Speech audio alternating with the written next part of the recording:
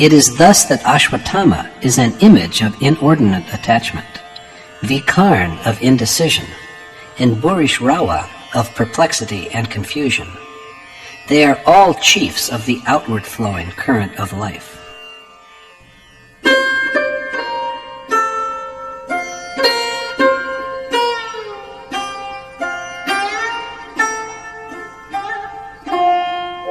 अन्ये च बहवः शूराः मदर्थे त्यक्तजीविताः नानाशस्त्रप्रहरणाः सर्वे युद्धविशारदाः.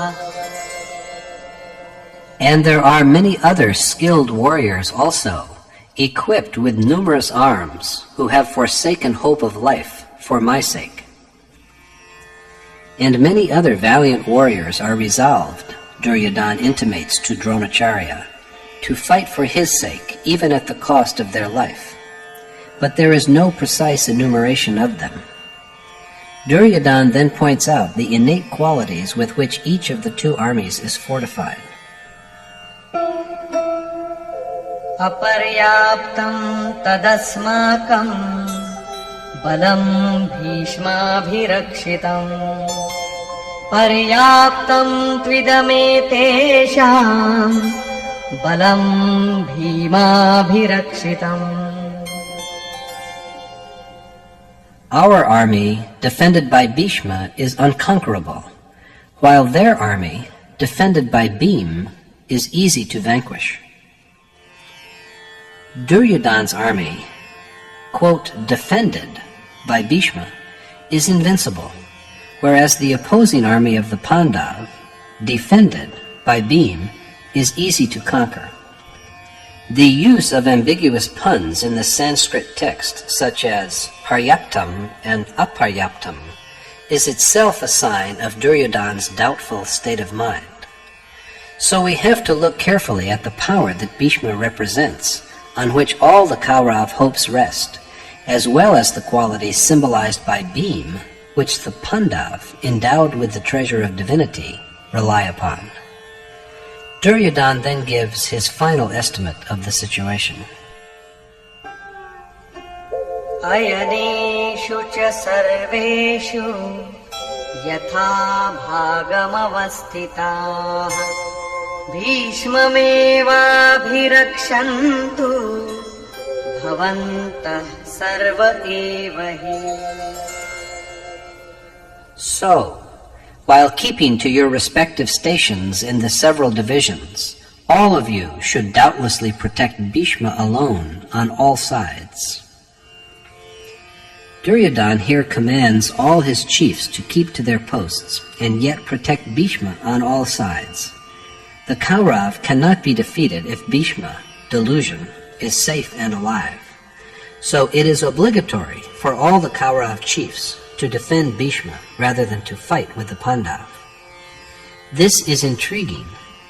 After all, what kind of, quote, defender is this Bhishma who cannot even defend himself?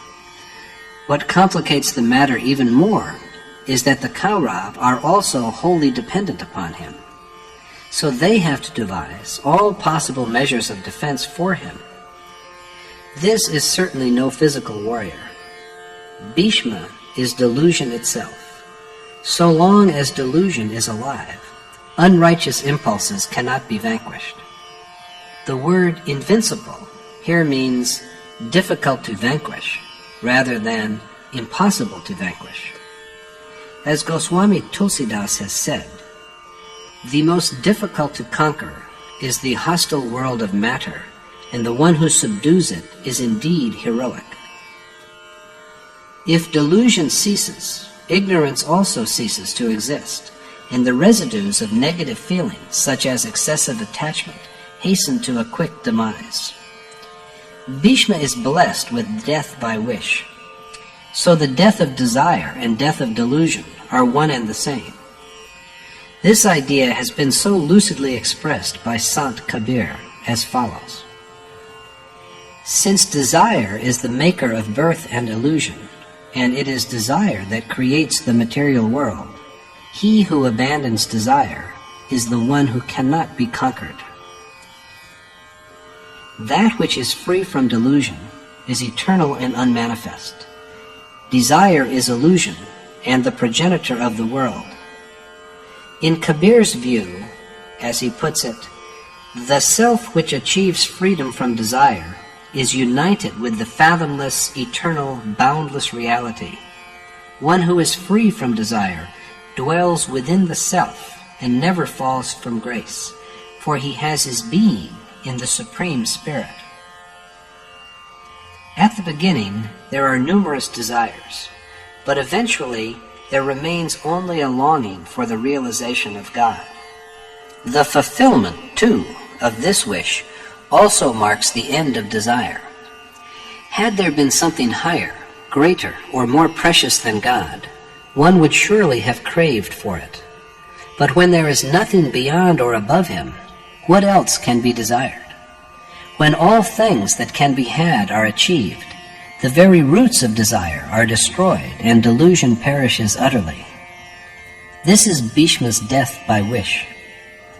Thus, defended by Bhishma, Duryodhana's army is invincible in every respect. Ignorance is present as long as there is delusion. When delusion is dead, ignorance also dies.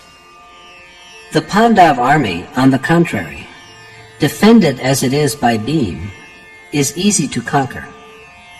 Bhima is the very image of sentiment. God dwells in feeling. Krishna has described it as devotion. It lays hold on even God. The sentiment of devotion is a pious impulse of flawless perfection. It is a protector of righteousness. On the one hand, so resourceful that it brings about realization of the Supreme Spirit.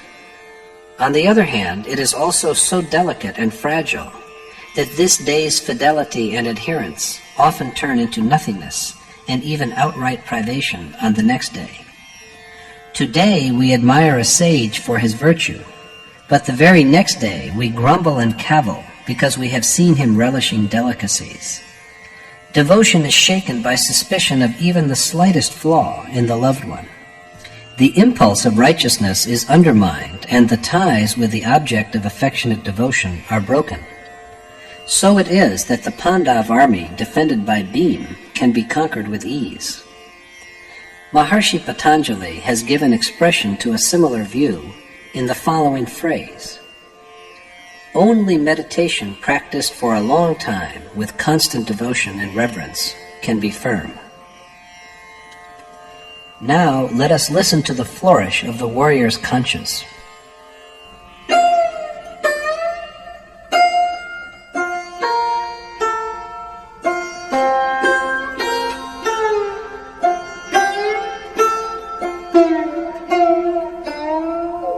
तस्य संजनयन् हर्षं कुरु वृद्धः पितामहः सिंहनादं विनद्योच्चैः शङ्खं दद्मौ प्रतापवान्.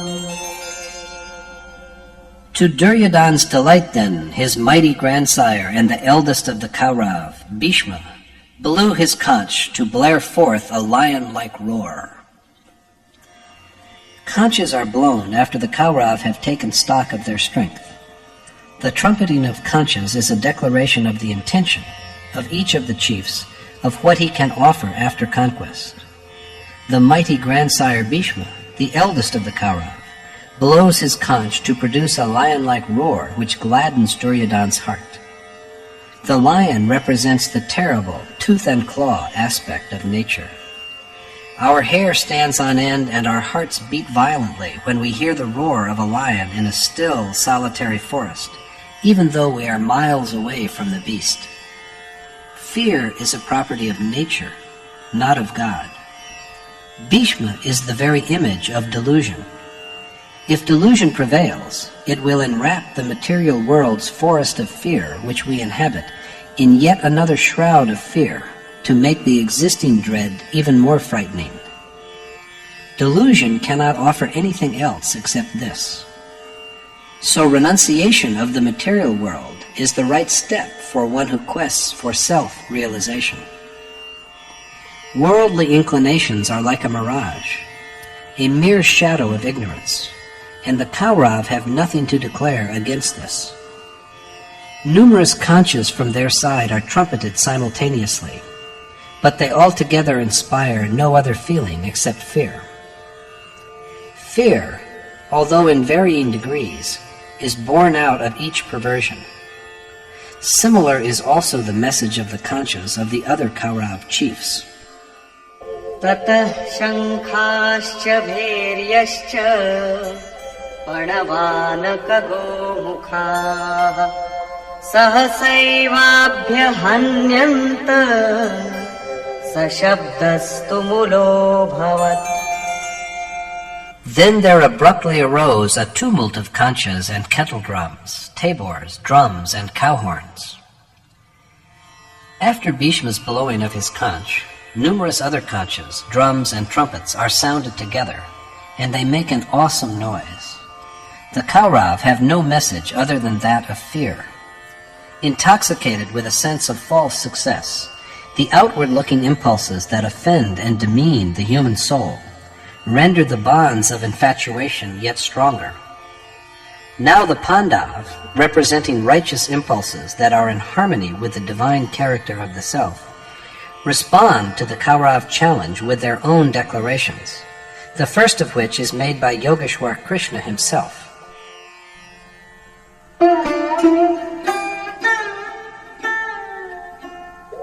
Tatah shvetairhayair-yukte mahati syandane sthitau madhava pandavaschaiva divyau shankhau pradadhmatu. Then too, Madhav, Krishna, and Pandu's son, Arjun, seated in the magnificent chariot to which white steeds were yoked, blew their celestial kanchas. After the Kaurav, Krishna and Arjun, riding in their magnificent sacred chariot, drawn by flawlessly white horses — white here symbolizes purity — also blow their celestial kanchas. The word celestial here means beyond the material world. Yogeshwar Krishna's transcendental message is a promise to render unto souls the most auspicious, unworldly existence that is beyond the worlds of both mortals and gods, and verily the whole universe, Brahmalok, which are all afflicted with the fear of birth and death. The chariot under his charge is not made of gold and silver and wood. Everything about him is celestial, the chariot, the conch, and therefore also his message. Beyond these worlds there is only the one unique and indescribable God. Krishna's message is of establishing a direct contact with this supreme being. But how will he effect this state?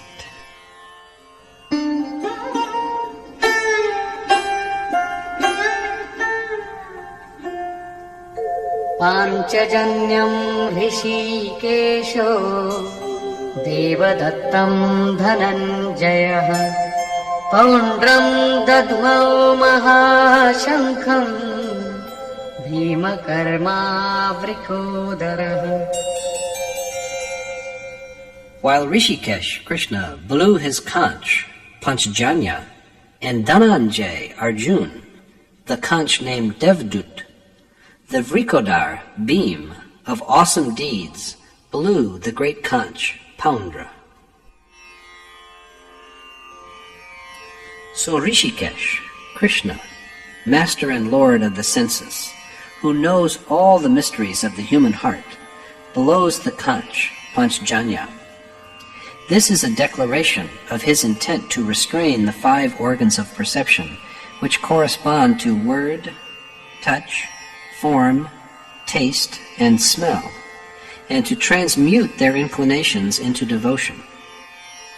Exerting control and mastering the wild senses and disciplining them into faithful servitors is the gift from an accomplished teacher, the gift indeed from the admired God. Krishna is a yogi, an accomplished teacher. As Arjuna says in the Geeta, "Lord, I am thy disciple." It is only a noble teacher who can make us relinquish all objects of sensual pleasure, and to see and listen to and touch nothing except the desired God.